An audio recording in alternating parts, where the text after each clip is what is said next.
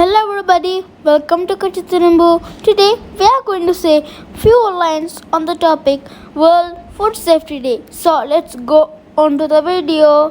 World Food Safety Day aims to draw attention to and inspire action toward preventing, detecting and mitigating foodborne risks. 1 in 10 people globally falls ill by consuming contaminated food. Food Safety Day aims to reorient focus on food safety to create provisions to ensure that food safety and health are monitored and improved sustainably.